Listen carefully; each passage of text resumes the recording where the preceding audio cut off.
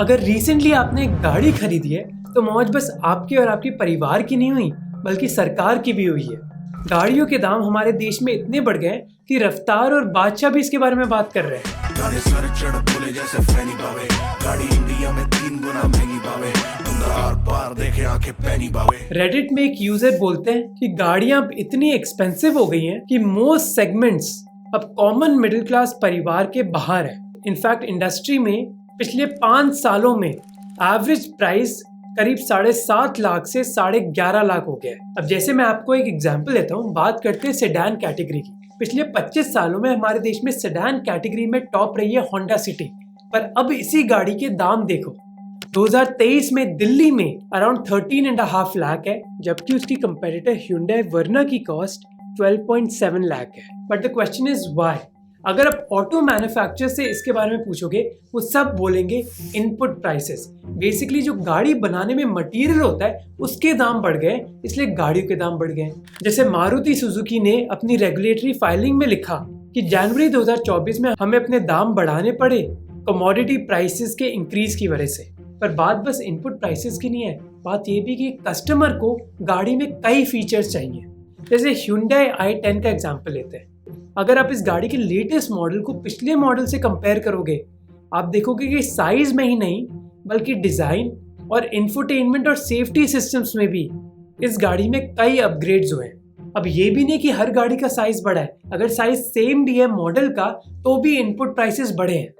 जैसे इनफैक्ट अब गाड़ियों में कम स्टील यूज होता है, पर जिस तरीके का स्टील यूज होता है अल्ट्रा हाई स्ट्रेंथ स्टील, वो ज्यादा एक्सपेंसिव है और ये यूज किया जाता है गाड़ियों की सेफ्टी बढ़ाने के लिए। एक्चुअली कार कंपनीज बहुत चालाक है, वो ब्लेम तो इनपुट प्राइसेस पर कर रहे हैं, पर वो भी जानते हैं कि मेन कारण है हाई डिमांड।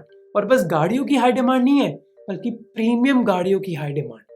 2023 में 27% लोग टॉप मॉडल चाहते थे किसी गाड़ी का, ये नंबर एक साल में ही 43% हो गया है। शशांक श्रीवास्तव जो मारुति सुजुकी में एक सीनियर एग्जीक्यूटिव है, वो कहते कि अब लोगों को कई फीचर्स चाहिए। जैसे अब कोई भी नॉन एसी मॉडल नहीं खरीदता, सबको टॉप का मॉडल चाहिए। पर डिमांड पर ब्लेम डालने की बजाय ये कार कंपनीज थोड़े थोड़े महीनों में प्राइसेस बढ़ाती रहती हैं और पूरा दोष डालती है इनपुट प्राइसेस पर। और सबसे ज्यादा डिमांड किसकी बढ़ रही है? हमारी फेवरेट SUVs की।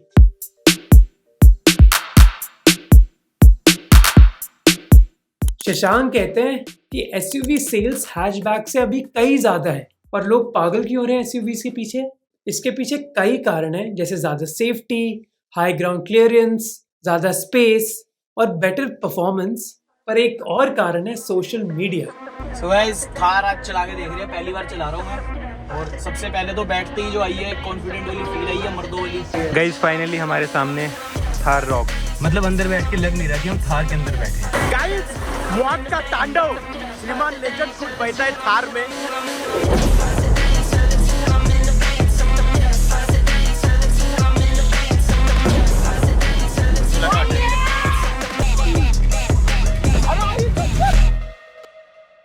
सोशल मीडिया के क्रेज को टाटा मोटर्स के वाइस प्रेसिडेंट कुछ और नाम देते हैं। वो कहते हैं कि जेनजी कंज्यूमर्स SUVs चाहते हैं क्योंकि उनकी पर्सनालिटी अब योलो हो गई है। अब SUVs की डिमांड इतनी बढ़ गई है, इसलिए मैन्युफैक्चरर्स कितना भी प्राइस चार्ज कर सकते हैं।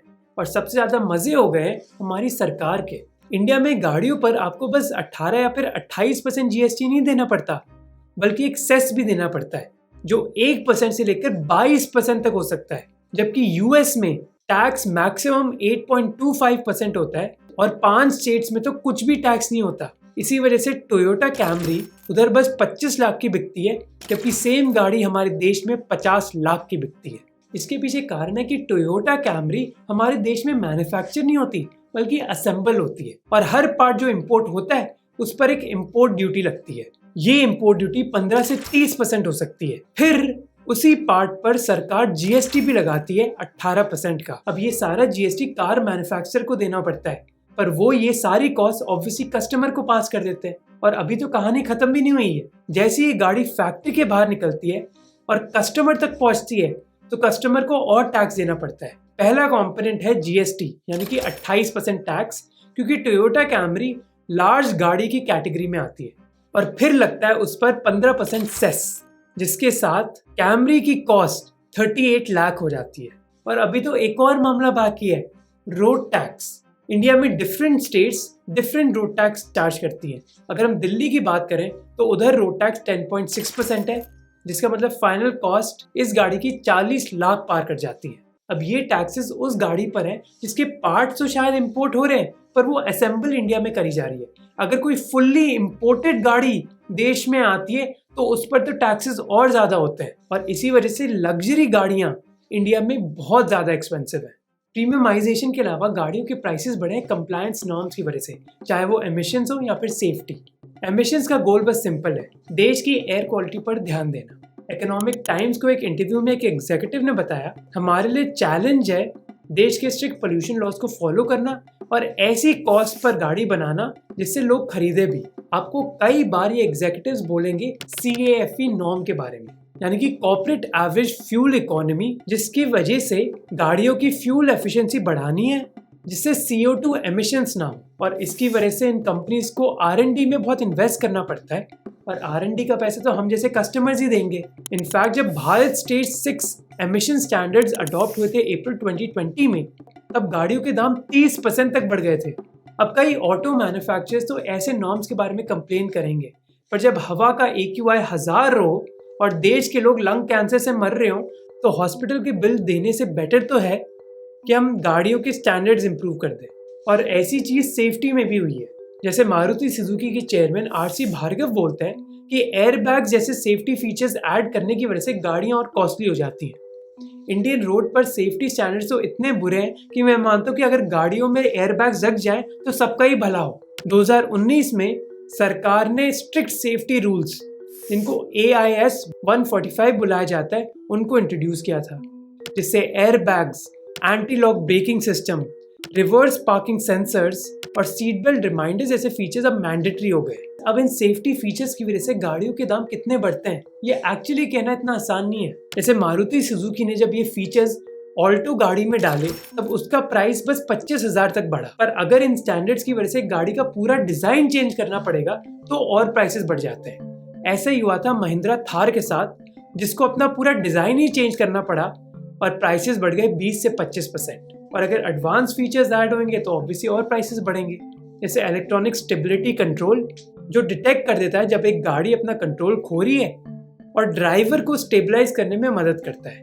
आपने क्रैश रेटिंग सिस्टम के बारे में भी सुना होगा, जो बेसिकली भारत NCAP है और इंट्रोड्यूस हुआ था 2023 में, जहां कई गाड़ियां क्रैश टेस्ट करी जाती हैं और उनको 1 से 5 स्टार्स मिलते हैं। जितनी हायर रेटिंग उतनी ज़्यादा सेफ गाड़ी और उतना ही ज़्यादा प्राइस कस्टमर के लिए। और इन सारी चीज़ों की वजह से जो रफ्तार और बादशाह बोल रहे हैं वो एक्चुअली सही है। गाड़ी सर चढ़ बोले जैसे फैनी बावे, गाड़ी इंडिया में 3 गुना महंगी बावे, बंदा आर पार देखे आंखें पैनी बावे।